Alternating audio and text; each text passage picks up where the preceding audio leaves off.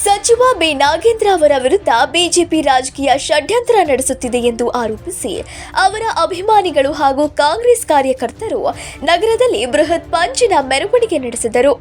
ನಗರದ ರಾಮಣ್ಕೋ ಸರ್ಕಲ್ನಿಂದ ಆರಂಭಗೊಂಡ ಪಂಜಿನ ಮೆರವಣಿಗೆಯು ಅಂಬೇಡ್ಕರ್ ಸರ್ಕಲ್ ವರೆಗೆ ಸಾಗಿತ್ತು. ಮೆರವಣಿಗೆಯಲ್ಲಿ ಭಾಗವಹಿಸಿದ್ದ 100ಕ್ಕೂ ಹೆಚ್ಚು ಕಾರ್ಯಕರ್ತರು ನಾವು ನಾಗೇಂದ್ರಣ್ಣನ ಪರ ಎಂಬ ಪೋಸ್ಟರ್ಗಳನ್ನು ಕೈಯಲ್ಲಿ ಹಿಡಿದು ಬಿಜೆಪಿ ನಾಯಕರ ವಿರುದ್ಧ ತೀವ್ರ ಆಕ್ರೋಶ ವ್ಯಕ್ತಪಡಿಸಿದರು. ಪ್ರತಿಭಟನೆಯನ್ನುದ್ದೇಶಿಸಿ ಮಾತನಾಡಿದ ಅಭಿಮಾನಿಗಳು, ರಾಜ್ಯದಲ್ಲಿ ಸಕ್ರಿಯವಾಗಿ ಕೆಲಸ ಮಾಡುತ್ತಿರುವ ದಲಿತ ನಾಯಕ ನಾಗೇಂದ್ರ ಅವರನ್ನು ಗುರಿಯಾಗಿಸಿಕೊಂಡು ಬಿಜೆಪಿ ನಾಯಕರು ರಾಜಕೀಯ ಮಾಡುತ್ತಿದ್ದಾರೆ.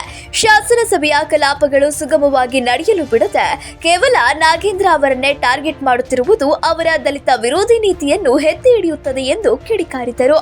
ಬಿಜೆಪಿಯು ಇಂತಹ ದಲಿತ ವಿರೋಧಿ ರಾಜಕೀಯ ನಡೆಗಳನ್ನು ತಕ್ಷಣವೇ ಕೈಬಿಡಬೇಕು ಎಂದು ಆಗ್ರಹಿಸಿದ ಕಾರ್ಯಕರ್ತರು ನಾಗೇಂದ್ರ ಅವರ ಬೆಂಬಲಕ್ಕೆ ತಾವು ಸದಾ ಸಿದ್ಧರಿರುವುದಾಗಿ ಘೋಷಿಸಿದರು.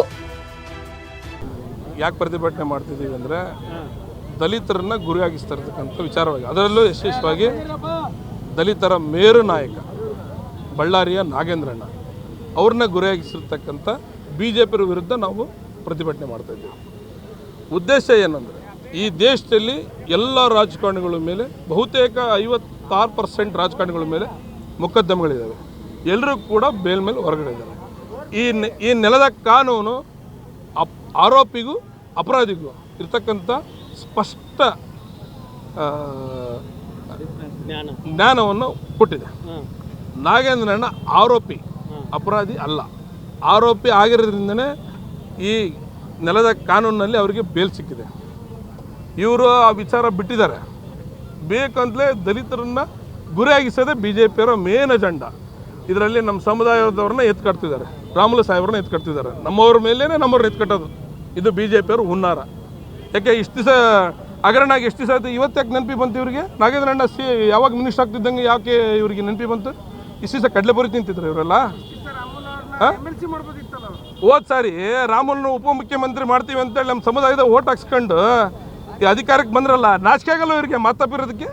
ನೈತಿಕತೆ ಇದೇನೆ ಇವರಿಗೆ? ಛೋಟಾ ಸೈನ್ ನಾಗೇಂದ್ರಣ್ಣ ಮಾಡಿತ್ತಾ? ಯಾರು ಜೈಲಿಗೆ ಹೋಗಿ ಬಂದು ಸ್ವಾಮಿ? ತಂದೆನ ಜೈಲಿಗೆ ಕಳಿಸಿರೋದು ಸ್ವಾಮಿ BJP ರಾಜ್ಯಾಧ್ಯಕ್ಷ ವಿಜೇಂದ್ರ. ಯಾರು ಕಳಿಸಿದ್ರು? ನಾಗೇಂದ್ರಣ್ಣನ ವಿಚಾರವಾಗಿ ಏನಾದರೂ ಬಂದರೆ ಈ ಕರ್ನಾಟಕ ಒತ್ತಿ ಉರಿಯುತ್ತದೆ. ಇಡೀ ದಲಿತ ಸಮುದಾಯ ನಾಗೇಂದ್ರಣ್ಣ ಪರವಾಗಿದೆ. ಯಾರು ಕೂಡ ಈಗೇನು ಭಾಷಣ ಮಾಡ್ತಿದ್ದಾರಲ್ಲ BJPಯವರು, ಕರಪತ್ರ ಹಂಚಿಸಿ ಸೋಲಿಸ್ತೇವೆ ಮುಂದಿನ ಚುನಾವಣೆಯಲ್ಲಿ ಎಚ್ಚರದಿಂದ ಮಾತಾಡ್ಬೇಕು. ನಾಗೇಂದ್ರಣ್ಣ ಪರವಾಗಿ ಮಾತಾಡಬೇಕಾದ್ರೆ ಯಾಕೆ ಸ್ವಾಮಿ ಎಲ್ಲರೂ ಬೇಲ್ ಮೇಲೆ ಹೊರಗಡೆ ಇಲ್ವಾ? ಏನು ವಿಶೇಷವಾಗಿ ನಾಗೇಂದ್ರಣ್ಣನೇ ಟಾರ್ಗೆಟಾ? ಸದನ ನಡೆಯಕ್ಕೆ ಬಿಡ್ತಿಲ್ಲ. ನಮ್ಮ ದಲಿತರು ಯಾರು ಅಧಿಕಾರಕ್ಕೆ ಬರಲೇಬಾರ್ದಾ? ಈ ಸಮುದಾಯದಿಂದ ಕಷ್ಟಪಟ್ಟು ಒಬ್ಬ ಬಡವನ ಮಗ ವಿಧಾನಸೌಧ ಮೆಟ್ಲೆತ್ತಿದ್ದಾನೆ ನಾಗೇಂದ್ರಣ್ಣ. ಅಂಥ ಎಪ್ಪಿಗೆ ಇವರು ತೊಂದರೆ ಮಾಡಬೇಕಾದ್ರೆ ಇನ್ನು ನಮ್ಮ ಜನಸಾಮಾನ್ಯರ ಗತಿ ಏನು? ರಾಜ್ಯಾದ್ಯಂತ ಇದು ಮೊದಲನೇ. ನಾವು ಹೋಗಲಿ ವಿರೋಧ ಪಕ್ಷವಾಗಿ ಒಂದು ದಿವಸ ಹೋರಾಟ ಮಾಡಿ ಸುಮ್ಮನಾಗ್ತಾರೆ, ನಾವು ಸುಮ್ಮನೆ. ಇವ್ರದ್ದು ಯಾಕೆ ಅತಿರೇಕಕ್ಕಾತು? ಯಾಕೆ ಅಂದರೆ ಒಬ್ಬರನ್ನೇ ಗುರಿಯಾಗಿಸೋದು. ಯಾಕೆ ಈ ದೇಶದಲ್ಲಿ ಟಾರ್ಗೆಟ್ ಮಾಡ್ತಿದ್ದಾರೆ? ಯಾಕೆ ಸ್ವಾಮಿ ನಿಮ್ಮದೇ ಮುಖ್ಯಮಂತ್ರಿಗಳ ಮೇಲೆ 29 ಕೇಸ್ ಇದೆ ಹೊಸನಲ್ಲಿ? ಯಾಕೆ ನಿಮಗೆ ಅವ್ರು ಕಾಣಿಸ್ತಿಲ್ವಾ? ನಿಮ್ಮದೇ ಪಕ್ಷದ ಮೊನ್ನೆ ಗಂಗಾವತಿಯಿಂದ ಗೆದ್ದು ಬಂದಂಥ ನಿಮ್ಮ ಪಕ್ಷೇತರ ಗೆದ್ದು BJP ಸೇರಿಸ್ಕೊಂಡ್ರಲ್ಲ ಸ್ವಾಮಿ, ಶಿಕ್ಷೆ ಗುರಿಯಾಗಿದ್ರಲ್ರಿ.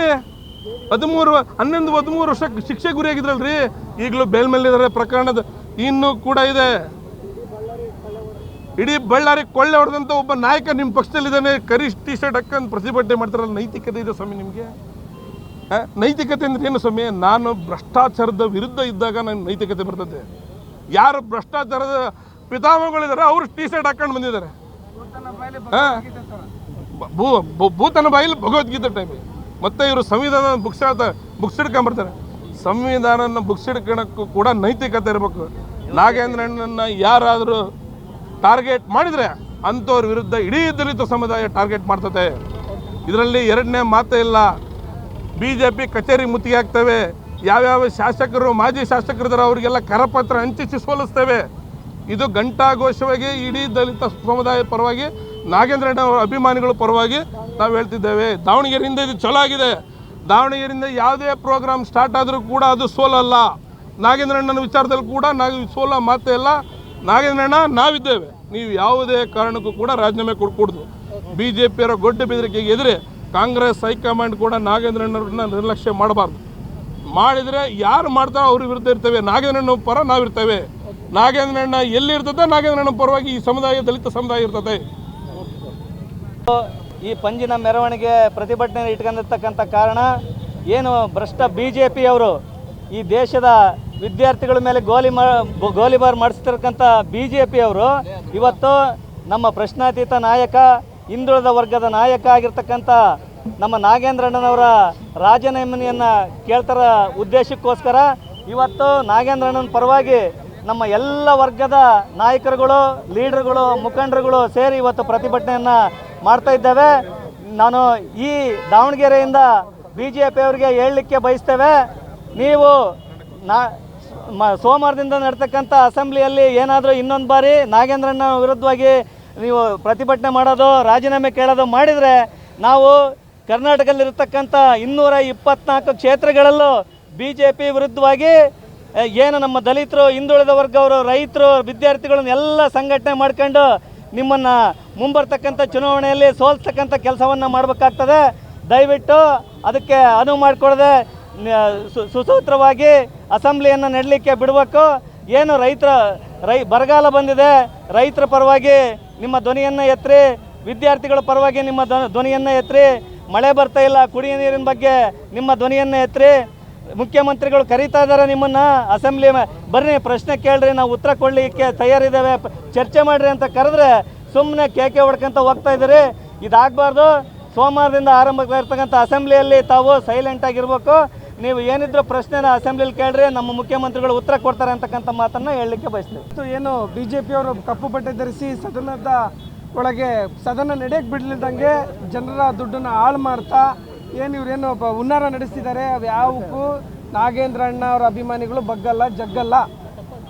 ಇದನ್ನು ಅವರನ್ನು ನೋಡಿ ನಮ್ಮ ಹೈಕಮಾಂಡ್ ಅವರು ಕೂಡ ಯಾವುದೇ ಕಾರಣಕ್ಕೂ ಮಣಿಬಾರ್ದು. ಇವರು ಮಾಡ್ತಿರೋದು ಶೋ ಆಫ್, ಇವ್ರು ಮಾಡ್ತಿರೋದು ಓನ್ಲಿ ಶೋ ಆಫ್. ಇವ್ರ ಕೈಲಿ ಏನೂ ತಾಕತ್ತಿಲ್ಲ.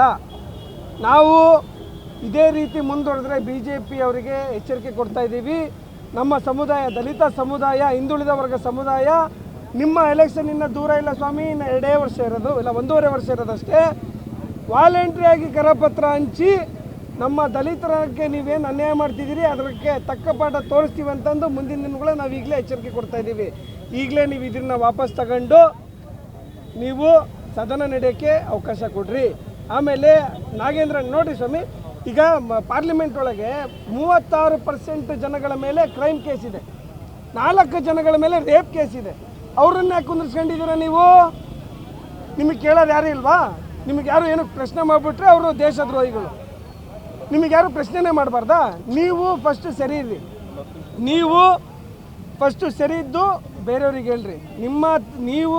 ನಿಮ್ಮ ತಟ್ಟೆ ಒಳಗೆ ಹೆಗ್ಣ ಬಿದ್ದು ವಾಸನೆ ಹೊಡಿತಿದೆ, ಅದನ್ನು ಕ್ಲಿಯರ್ ಮಾಡ್ಕೊಳ್ರಿ. ಅದನ್ನು ಬಿಟ್ಟು ನಮ್ಮ ಒಬ್ಬ ದಲಿತರ ನಾಯಕ, ಹಿಂದುಳಿದ ವರ್ಗದ ನಾಯಕ, ಸರ್ವ ಜನಾಂಗದ ನಾಯಕ, ಅದರಲ್ಲೂ ನಮ್ಮ ಯುವ ಜನತೆಗೆ ಬೆನ್ನೆಲುಬಾಗಿ ನಿಂತಿರೋಂಥ ನಾಗೇಂದ್ರಣ್ಣ ಅವರಿಗೆ ನೀವು ಥ್ರೆಟನ್ ಮಾಡ್ತಾ ಇದ್ದೀರಾ. ದಯವಿಟ್ಟು ಇದನ್ನು ಈಗಲೇ ನಿಲ್ಲಿಸ್ರಿ.